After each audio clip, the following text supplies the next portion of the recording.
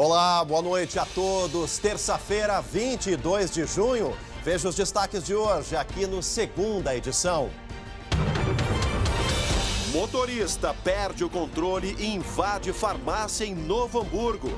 Já, consequências do acidente. Novidades sobre o Hospital de Campo Bom. Vereadores concluem: falta de oxigênio foi provocada por falha humana. 6 pacientes morreram.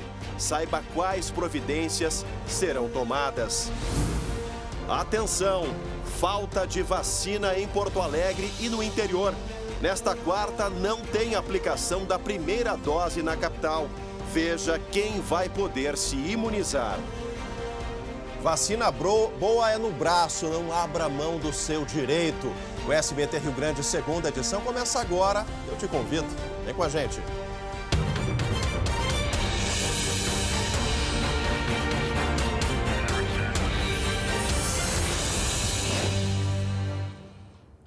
Olha, pessoal, abrimos o programa hoje com a conclusão da CPI do Hospital Lauro Réus, lá em Campo Bom, aquela tragédia onde 6 pessoas morreram por falta de oxigênio. Vamos conversar ao vivo agora com a Luciane Coman, que acompanhou os desdobramentos, a entrega do relatório e nos traz agora as conclusões aí dos vereadores. Falha humana, é isso que concluiu a CPI, Lu. Boa noite. Boa noite, Chemali. Isso aí, na verdade, uma série de falhas humanas, né? A CPI que durou 90 dias e ouviu 17 pessoas. O relatório final, ele foi lido hoje pela vereadora Sandra Hort, numa sessão extraordinária que pôde ser acompanhada pela internet e foi aprovado por 10 votos a 0. E como você bem disse, né, a principal causa de toda essa tragédia que resultou na morte de 6 pessoas foi falha na verdade, na empresa que abastece o oxigênio, ou seja, foi a falta de abastecimento do oxigênio por parte da empresa Air Liquide. O documento, então, ele acaba destacando uma série de falhas, de problemas, falhas humanas que provocaram essas 6 mortes, incluindo, Chemali, falha da empresa de manutenção que é contratada pelo hospital, pela Associação Beneficente São Miguel, que, segundo a CPI, deveria ter sido mais incisiva, né, mais forte junto à empresa Air Liquide, na véspera da tragédia, exigindo um reabastecimento imediato, porque a empresa tinha conhecimento que o nível de oxigênio estava crítico. De acordo com o relatório, a empresa essa de manutenção também falhou em não permanecer no hospital, ou seja, não havia ninguém dessa empresa no dia da tragédia e justamente era a empresa que tinha conhecimento do baixo nível de oxigênio no tanque. O documento ainda aponta que a direção, a administração do hospital deveria ter um profissional habilitado para operar o sistema backup, o sistema reserva. Dias antes ainda dessa tragédia, Chemali, uma história que inclusive veio à tona, você deve lembrar, a empresa terceirizada de manutenção havia sido trocada e a transição de trabalho, segundo a CPI, não ocorreu de forma eficiente, ou seja, deixou algumas lacunas. O relatório destaca ainda que o hospital falhou ao não reportar à empresa Air Liquide de imediato quando o alarme começou a soar, indicando que a pressão dos tanques de oxigênio estava muito baixo. Ou seja, é uma série de falhas, uma série de problemas que, infelizmente, né, Chemali, resultou, então, na morte de 6 pessoas e ainda há investigação de outras, pelo menos 15 mortes que poderiam ainda estar associadas a essa série de falhas humanas. Uma tragédia que tem um efeito cascata, né, Lu? E a responsabilidade cai muito mais sobre a empresa Air Liquide, sobre a empresa de manutenção, mas não dá para se eximir o hospital, né? A gestão do hospital. Agora, o que acontece com esse relatório da CPI?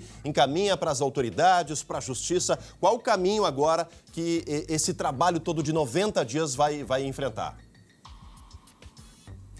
Chemali, a CPI, então, a comissão, esses vereadores, eles vão encaminhar esse documento, esse relatório para a Polícia Civil, para o Ministério Público e também para a própria Prefeitura de Campo Bom. Os vereadores ainda apontaram nesse relatório algumas sugestões para o hospital, como, por exemplo, efetuar 3 leituras diárias do tanque de oxigênio, inclusive aos fins de semana, ter pelo menos um profissional em cada turno treinado para operar o sistema reserva e ainda efetuar um plano de contingência para ser colocado em prática em algum caso excepcional, emergencial de falta de oxigênio, né, Chemali? E que todos os colaboradores saibam operar esse plano. Então, na verdade, tem aí uma série de sugestões para a gente evitar uma tragédia, né, como essa, Chemali, que ocorreu. Sem dúvida que sirva de reflexão aí, né, e que os citados, os responsabilizados, Lu, preparem o departamento jurídico aí, porque as ações na justiça pedindo essa reparação de dano moral é sempre complicado, né? Valorar o valor de uma vida. Mas, sem dúvida nenhuma, as famílias vão buscar aí essa questão de dano moral, de in memória dos que se foram por falha humana, sem dúvida nenhuma. A gente fala agora de uma outra história, daquelas que revolta ao natural, é quase que inacreditável. Se não fosse uma história contada pela Polícia Civil, talvez eu duvidasse da verdade. Agora, em pleno século XXI, reparem só, uma mulher, 51 anos, era mantida em condições de escravidão. Isso aqui do lado de Porto Alegre, em Esteio, na região metropolitana. Segundo a polícia, essa vítima, que tem problemas de locomoção, ainda era torturada e sofria abusos sexuais por parte de uma outra família. Entenda essa história na tela. As imagens da polícia mostram a casa onde a vítima era obrigada a viver com a família de recicladores na periferia de Esteio. Uma denúncia levou os policiais ao local. Eles descobriram que a mulher de 51 anos era obrigada a trabalhar na reciclagem, fazer serviços domésticos e até limpar o chiqueiro. Se não cumprisse a jornada de 15 horas por dia, era brutalmente agredida. Os agressores se apropriaram do cartão do benefício social da mulher e até da casa em que morava. O imóvel foi vendido e ela passou a viver com a família. Ela vivia em condições desumanas, né? Submetida a todo tipo de violência física, psicológica e até mesmo violência sexual. Vários abusos sexuais durante esse ano pelo filho de 16 anos do casal, com o consentimento, claro, dos próprios pais. A mulher de 51 anos foi encaminhada para uma casa-lar da cidade. Caso realmente, assim, um dos mais cruéis que eu já presenciei na minha atividade policial. Que as pessoas denunciem, e essas denúncias anônimas com certeza são investigadas pela polícia e nos trazem elementos fortíssimos para a apuração de crimes. Que verdadeiro terror que essa vítima passou. Olha, a polícia prendeu esse casal que mantinha a vítima em cárcere privado e o jovem de 16 anos foi apreendido. Na mesma casa havia uma adolescente de 14 anos que é deficiente visual e acabou sendo encaminhada para um abrigo. Agora, um fato revoltante, crimes hediondos. Espero que a justiça não conceda nenhum tipo, de fiança ou de liberdade provisória para esses monstros. A gente muda um pouco, vamos aliviar um pouco. Olha que notícia pesada, mas é a realidade das ruas, gente. Vamos falar de esporte agora? Vamos falar de futebol? O Grêmio vai enfrentar justamente o carrasco do Inter na Copa do Brasil. O Vitória, que eliminou o Colorado na terceira fase, vai ser o adversário do tricolor nas oitavas de final. O jogo de ida vai ser lá em Salvador e o de volta aqui em Porto Alegre, ainda sem datas, as datas para serem definidas, provavelmente no fim de julho. Começo de agosto, aí depois do retorno também da Copa Libertadores da América, que você confere com exclusividade aqui no SBT. Falando em exclusividade, tem Copa América, né, gente? Amanhã tem Seleção Brasileira, 8h45 da noite, 8h45 no SBT, Brasil e Colômbia, na tela da TV que tem torcida. Ah, calmaria. Na seleção tá tudo bem. O time do Tite se prepara para jogar contra a Colômbia amanhã à noite, com transmissão do SBT. A tabela mostra que são as duas melhores seleções do grupo. Mas se formos ver, a Colômbia vem decepcionando. Perdeu para o Peru no domingo e se complicou. A gente sabe muito bem que a Colômbia é uma seleção forte, principalmente tem jogadores em jogadas individuais também que podem fazer a diferença. Anota na agenda. Amanhã, 8h45 da noite, Brasil e Colômbia. Ontem, a Argentina manteve a ponta do Grupo A, 1-0 no Paraguai. E o Uruguai somou o primeiro pontinho, 1-1 contra o Chile. A melhor seleção da Copa América, por enquanto, é o Brasil. Que continue assim.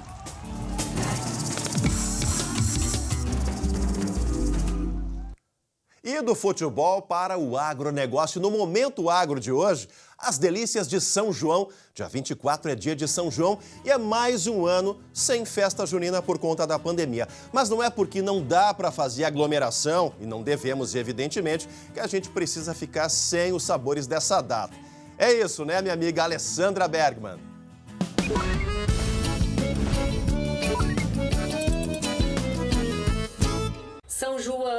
São João, acende a fogueira do meu coração. Ah, não vai ter arrasta-pé, como a gente diz, não vai ter aglomeração esse ano, mas as famílias estão se preparando para homenagear os santos de junho e, claro, com comidas típicas. E é aí que entra o agro. Quase todos os docinhos da festa têm melado, que é um produto oriundo da cana-de-açúcar, no ingrediente principal. No estado temos Santo Antônio da Patrulha, que está entre as cidades brasileiras que mais produzem cana-de-açúcar para fazer melado, matéria-prima para mais de 60 pequenas agroindústrias do município. E é um setor que está crescendo ano a ano, porque o consumo também está crescendo, cerca de 10% ao ano, segundo uma das agroindústrias lá de Santo Antônio da Patrulha.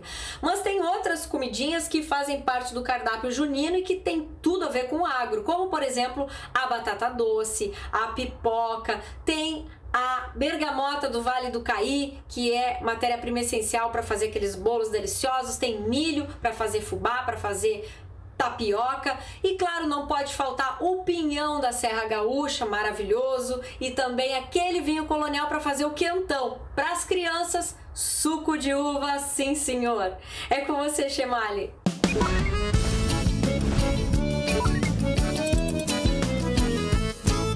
É isso aí, delícias de São João. Beijo para Santo Antônio da Patrulha, cidade da rapadura, que eu já tive o prazer de morar uma parte da minha vida. Olha, gente, no SBT Entrevista, uma conversa com o diretor do Cinep, Carlos Milioli. Em pauta, as funções do Centro de Operações de Emergências de Saúde aqui de Porto Alegre, o COI, diante dos desafios impostos pela pandemia no setor da educação.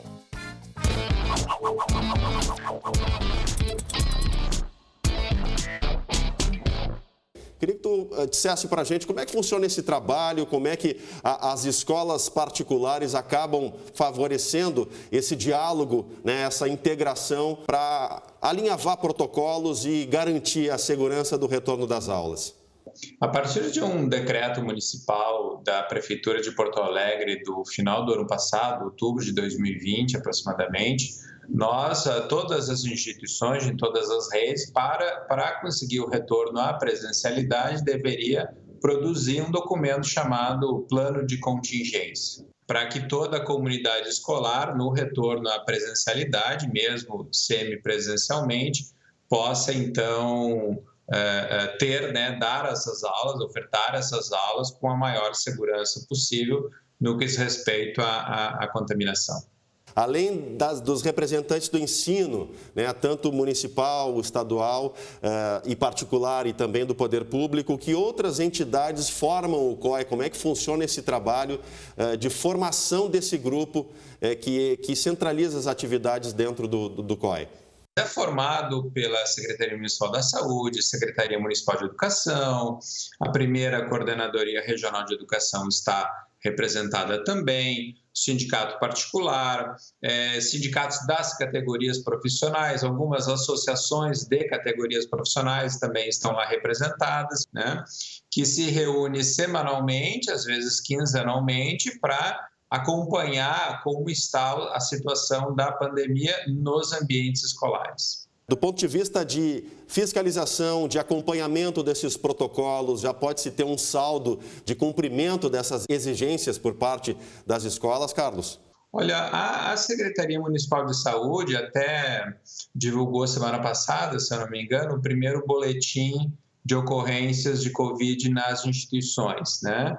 E a Secretaria Municipal da Saúde ficou muito contente com os resultados, porque o percentual de casos foi muito, muito pequeno dentro das nossas sedes, né? Dentro das nossas escolas.